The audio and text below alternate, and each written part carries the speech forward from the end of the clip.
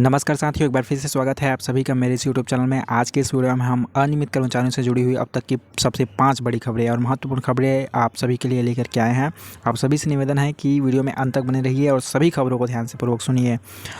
खबर ये निकल के आ रही है कि संविदा कर्मचारियों को नियमित किया जाएगा और राज्य सरकार नियमित करने वाली है। ऐसी खबर लगातार आ रही है। स्वास्थ्य कर्मियों को नियमित और 27% वेतन वृद्धि का निर्देश भी जारी कर दिया गया है। इस वीडियो में हमें इसे विस्तार पूर्वक समझेंगे। साथ ही विष्णुदेव साय, छत्तीसगढ़ के जो बीजेपी सरकार है उसके मुख्यमंत्री विष्णुदेव साय जी के द्वारा लोकसभा चुनाव से पहले 5 बड़ी फैसले ली गई है, उसको भी इस वीडियो के अंत में हम देखेंगे। तो खबर की और आगे बढ़े तो संविदा स्वास्थ्य कर्मियों को राज्य सरकार बड़ी खुशखबरी दे सकता है। राज्य सरकार उनके नियमितीकरण पर विचार कर रही है। स्वास्थ्य मंत्री से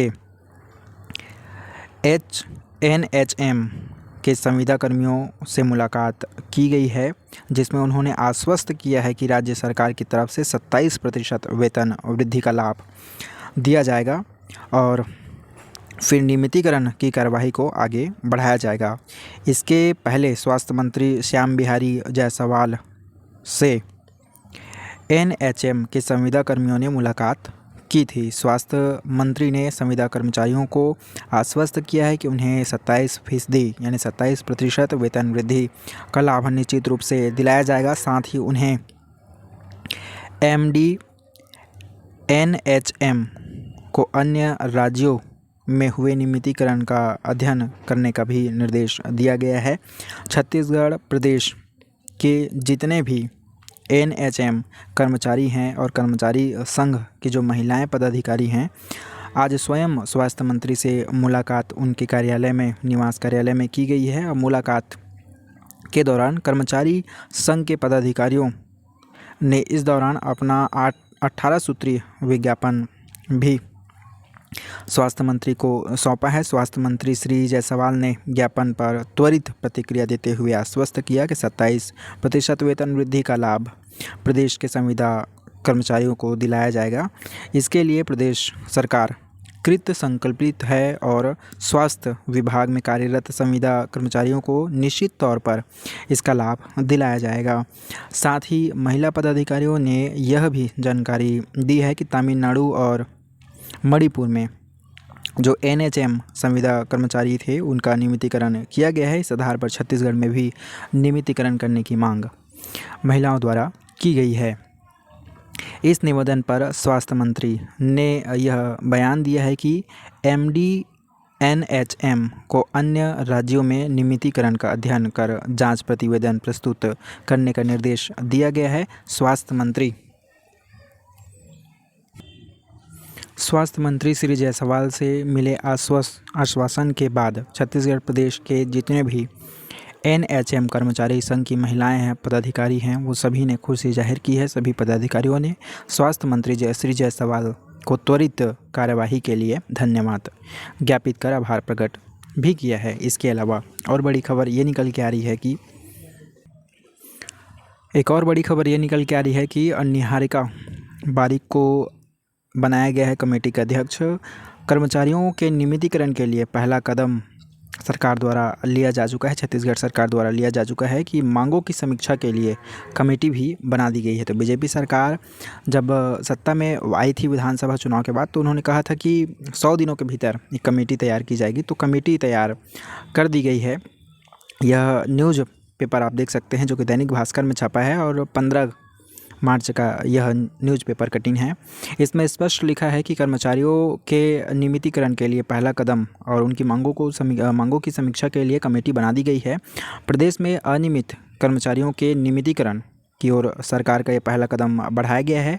उनकी समस्याओं और मांगों पर विचार करने के लिए एक कमेटी का गठन किया गया है। पंचायत विभाग की प्रमुख सचिव निहारिका बारिक को इस कमेटी का अध्यक्ष बनाया गया है और विधि विधायक विभाग से सामान्य प्रशासन और वित्त के सचिव कमेटी भी इसमें सदस्य होंगे। आने वाले समय में कर्मचारी संघों के प्रतिनिधियों को भी कमेटी में शामिल किया जा सकता है। गौरतलब ये है कि 2018 के विधानसभा चुनाव में कांग्रेस ने अपने घोषणा पत्र में यह वादा किया था कि वह सत्ता में आएगी तो अनियमित कर्मचारियों को नियमितीकरण करेगी। लेकिन कांग्रेस सरकार आई तो उन्होंने भी एक कमेटी बनाई है और कमेटी ने अपनी रिपोर्ट में साफ लिखा था कि जिन्हें नियुक्ति पत्र दिया गया है और उसमें भविष्य में नियमित करने की संभावना का जिक्र है, उन्हें नियमित किया जा सकता है और बाकी के लिए कुछ कहा नहीं जा सकता। बहुत सारी अड़चनें बताई गई थी वो 2018 की कमेटी में। तो इसके बाद विधानसभा चुनाव होते और विधानसभा चुनाव होने से पहले कर्मचारियों के वेतन को बढ़ाया गया था, लेकिन नियमितीकरण करने में जो कांग्रेस की सरकार थी वह असफल रही।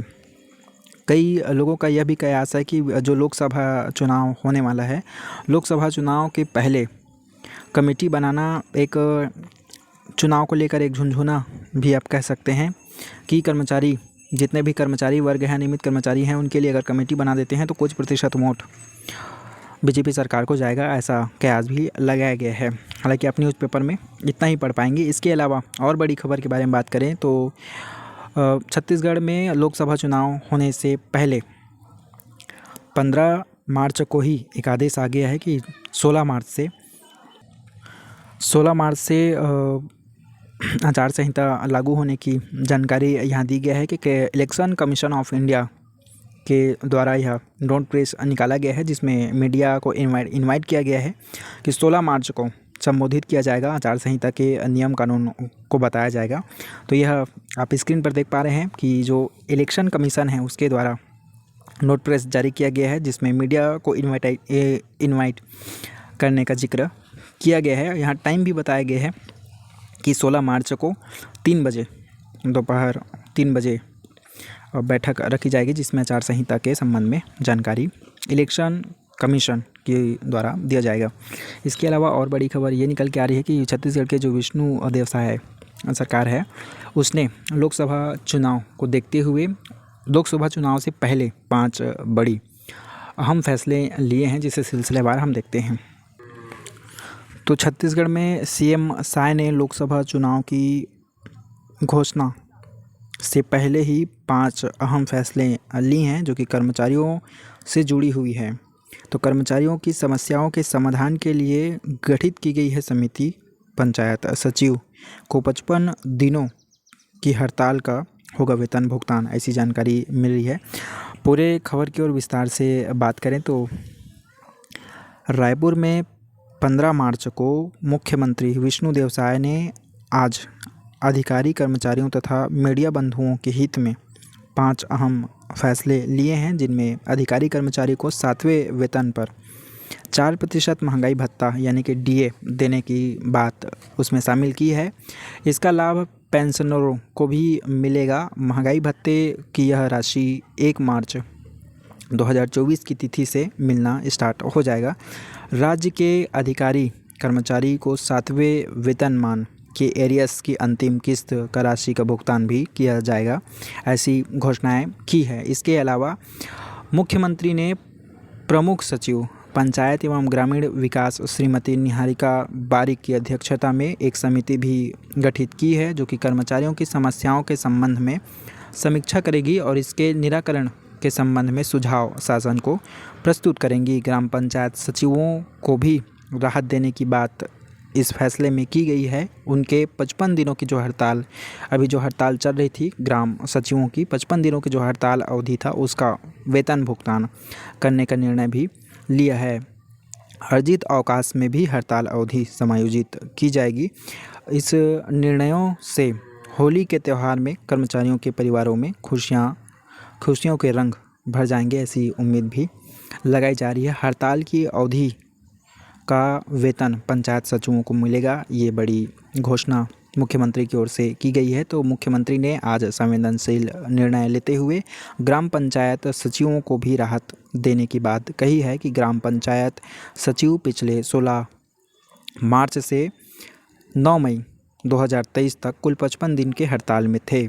मुख्यमंत्री ने बताया कि ग्राम पंचायत सचिवों की हड़ताल अवधि को उनके अर्जित अवकाश में समायोजित करते हुए 55 दिनों का वेतन भुगतान किया जाएगा। इस निर्णय से राज्य शासन पर 70 करोड़ रुपए का व्यय भार आएगा।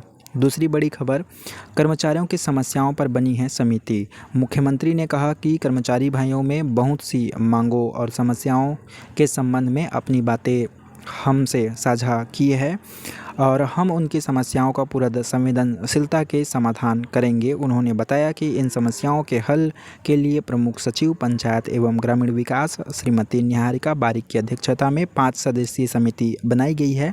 समिति विभिन्न कर्मचारियों संघों के प्रतिनिधियों से चर्चा करेगी और शासन को कर्मचारी हित में उचित सुझाव देगी। तो इस समिति के अध्यक्ष के अलावा प्रमुख सचिव और विधायी सचिव सामान्य प्रशासन विभाग और सचिव वित्त सदस्य होंगे शामिल। इसके अलावा तीसरी बड़ी घोषणा ये की है कि पत्रकारों को न्याय दिलाने के लिए गृह सचिव की अध्यक्षता में कमेटी बनाई जाएगी। मुख्यमंत्री ने कहा कि पत्रकारों एवं मीडिया जगत से जुड़े हुए बंधुओं के खिलाफ उत्पीड़न के अनेक शिकायतें सामने आ रही है। इस संबंध में हम गृह सचिव की अध्यक्षता में कमेटी बनाने की घोषणा करते हैं। मुख्यमंत्री ने आगे बताया कि कमेटी में पत्रकारों समेत अन्य सदस्यों को भी नियुक्त किया जाएगा। तो यह अब तक की बड़ी खबर रही जिसे हमने इस वीडियो के माध्यम से आप तक पहुंचाया। वीडियो पसंद आई तो चैनल को ज़रूर लाइक सब्सक्राइब करें, वीडियो को शेयर करें, अपने अन्य साथी दोस्तों के साथ भी वीडियो को शेयर करें। वीडियो में बने रहने के लिए धन्यवाद। बहुत जल्द एक नई जानकारी के साथ, एक नई वीडियो के साथ आप सबके बीच फिर से हाजिर होंगे।